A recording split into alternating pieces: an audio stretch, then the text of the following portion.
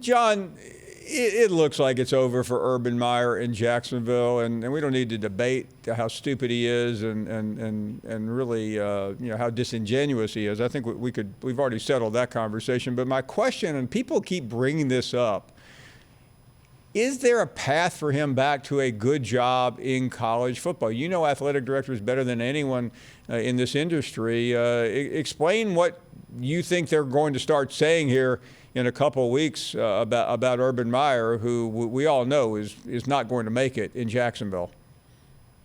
Yeah, it's already been pretty ugly there, and I'm not shocked that it has been as bad as it's already been, though. Certainly the things of the last couple of days was a bit surprising. So, I think the question is always going to be, how desperate is someone to win? How desperate is an AD to win? There are guys that are going to be talked about. Bobby Petrino has gotten numerous jobs since he's flamed out everywhere.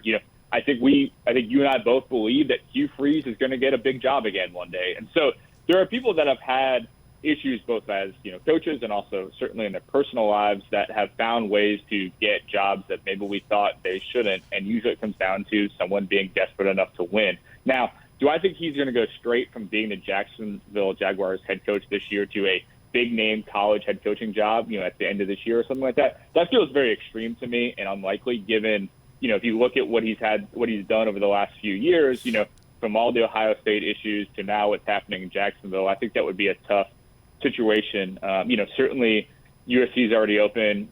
We're talking about LSU potentially being open. I don't see either one of those jobs going to somebody like Urban. And I think then at some point, as you work your way kind of down the totem pole, it's, at what point does, Urban's ego not want to take some of those jobs that might be available to him, and he just tries, to slide into whether it's back into TV or just, counts his money and, just retires. But I think that all the talk of Urban potentially going to USC is not going to happen.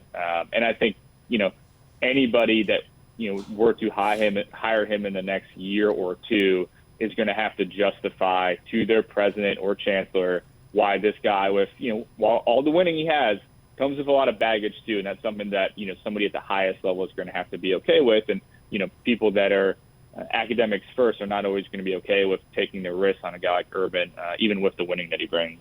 Yeah, I agree with you on USC. Knowing what I do about that president out there, and I'm not sure she wanted him last year, and that was before he decided to take on a second job as a well, never mind. I don't want to complete that joke here on a family radio and television show. John, so let me ask you this.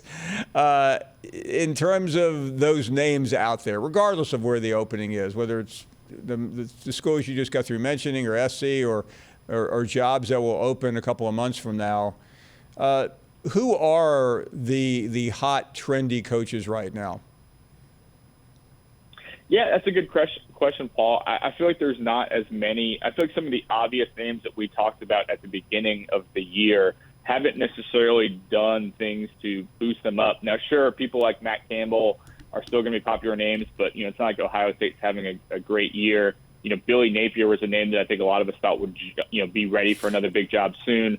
Was obviously up for multiple jobs over the last 2 years from Auburn, Mississippi State, could have had those jobs if he really wanted them. I don't think Louisiana's having the greatest year either. So if you think of some of the really big names, I think who are still having strong years and are improving their stakes, I think last time I was on your show, talked about James Franklin, and potentially USC. I think he's going to be a hot name, someone who's a proven recruiter, and I think has had a strong bounce back year so far. Had a disappointing year last season. I think there were some questions about, maybe what's his future, but I think he's proven himself so far to, be pretty strong. They've got some big games down the line, but I think James Franklin's a guy who's getting more buzz this year. But I think that, again, we're 5 or so games into the season. I think there's still time for guys to, bump up their status or, possibly drop down. But I think, again, some of the names that we, everybody had on their list that these guys are going to get a big job soon, I don't think they've necessarily helped their status so far this season. You mentioned Hugh Freeze earlier, and it took him years to finally get that head coaching job, and he's done a remarkable job at Liberty. But is it any safer to hire him at a major Power 5 school now? I think as time goes on, I think sometimes it makes it a little easier to forget about, what happened. But again, I think it's, Liberty was a unique situation.